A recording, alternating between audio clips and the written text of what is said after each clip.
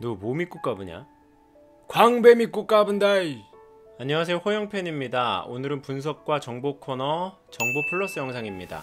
호랑형님 3부에 등장하는 천재와 광배에 대한 설정 최대한 깔끔하게 정리해보도록 하겠습니다. 백제 백초거가 광배를 타고 처음 등장했을 때 흰색이었던 제가 푸르락 하면서 색이 바뀝니다. 그리고 다시 흰색, 파란색, 흰색, 파란색 이렇게 색이 바뀌는 장면들이 있습니다. 이후에 색이 변하지 않는 시점이 오는데요. 이건 어떤 설정일까요? 또 제에게서 광배를 하사받은 신격 부하 한 명에게 벌어진 일과 제와 완달의 싸움 중에 드러나는 대사들을 통해서 광배가 어떤 역할을 하는지도 풀어보겠습니다. 뇌피셜 그득합니다. 질문하고 답합니다. 첫 번째 질문, 쟤는 도대체 몇 명이고 누가 진짜냐? 완달은 백제 백초거를 보고 저것이 지금의 쟤라고 말합니다. 또 다른 쟤가 있다는 뜻인데요. 천재는 5명의 인격으로 이루어져 있고 각각의 이름은 청재, 염재, 황재, 백재, 현재입니다. 이 쟤들은 각각의 인격과 능력이 있는 듯합니다. 또한 그 외형도 다릅니다. 백제의 대사를 보면 윤회로서 등극한다 라고 합니다. 윤회는 차례대로 돌아가는 것을 말하고 등극은 임금의 위치에 오른다는 것을 뜻합니다. 임금은 다스리는 위치죠. 즉 결정권자로 볼 수 있을 것 같습니다. 다만 각각의 제들이 어떤 조건에 의해 등극하는지 어떤 순서로 등극하는지는 명확하게 나와 있지 않지만 51화에서 광배가 타격당했을 때 청재의 의식이 발동되는 것을 봐서는 작은 타격을 받을 때는 의식이 발동되는 정도이지만 혹시 소멸할 정도의 타격을 받으면 다음 차례에 제가 등극하는 게 아닌가? 혹은 강한 적이 나타나서 그걸 막으려고 융합할 때마다 바뀌는지 아니면 그냥 일정 기간에 따라서 등극하는 것일 수도 있을 것 같습니다. 다음 질문, 누가 진짜냐? 각 제들은 의식을 공유합니다. 의식은 자기 자신이나 사물에 대해 인식하는 것이고 또 기억을 공유하는데요. 제와 구망의 대면에서 제는 우리라는 표현을 사용합니다. 또 제 첫 전투씬에서의 등장을 보면 하얀 백제로 등장했다가 대사를 진행하면서 갑자기 푸르락 하면서 청재의 색이 발현됩니다. 또 잠시 후에 흰색, 또 대사 하나를 하고 나면 다시 푸른색. 완달이 제에게 달려드는 장면에서는 거의 시간차가 없음에도 불구하고 색이 변하는 것을 볼 수 있습니다. 그런데 이렇게 색이 잠시 바뀌긴 해도 말과 행동을 결정하는 것은 현재 등극해 있는 백제로 보입니다. 완달에게 하는 대사에서 청재가 나와 함께 발동했다 라고 이야기하거든요.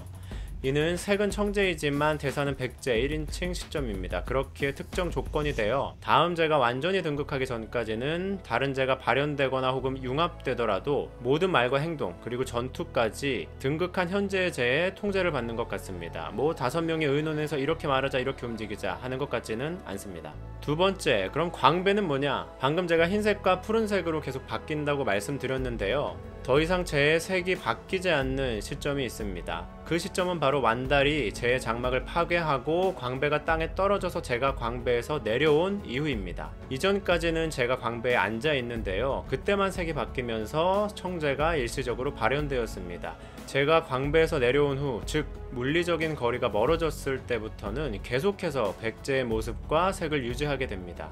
광배가 칠성월에게 타격을 입기 전까지는요. 이를 기반으로 추측하면 광배 안에 다른 제들의 힘이나 의식이 더 분명하게 잠재되어 있는 것이 아닌가 생각되고 어쩌면 광배가 제 힘의 원천이 아닌가라고도 생각됩니다. 그리고 광배는 신격의 부하들이 하나씩 가지고 또 있는데요. 이들을 통해 배양해서 그 수를 늘려서 현재의 어마어마한 양의 광배 본체가 만들어진 것 같습니다. 세 번째, 광배는 어떤 기능을 하냐? 광배는 기본적으로 게임에서의 서포터의 기능을 하는 것 같습니다. 여기서 서포터는 공격 버프와 방어 버프, 힐 모두 제공 가능한 서포터를 뜻하고요. 제 신장들을 소생시키는가 하면 제가 완달에게 직접적인 타격을 받고 부상을 당했을 때 광배 하나가 내려와서 제 몸에 흡수됩니다. 그리고 즉시 회복합니다. 그리고 제 대사를 보면 소모되는 광배의 양에 따라서 회복력과 공격력도 달라지는 듯합니다. 신격인 제의 부하 하나가 제가 자신에게 하사한 광배로 라오허를 묶어 공격하는 장면도 있습니다. 이때 그 부하는 네가 힘을 쓸수록 조여올 것이고 결국에는 너의 몸을 두동강 낼 것이라 이렇게 표현합니다. 마치 공격형 삼실?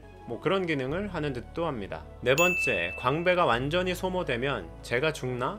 제 몸이 타격을 받으면 광배가 내려와서 몸을 회복시킵니다. 아마 더 큰 타격을 받으면 더 많은 광배가 소모되어 제 몸을 회복시키는 듯 합니다. 그런데 그렇다면 계속해서 큰 타격을 당해서 모든 광배가 소모되면 제가 죽을 것인가?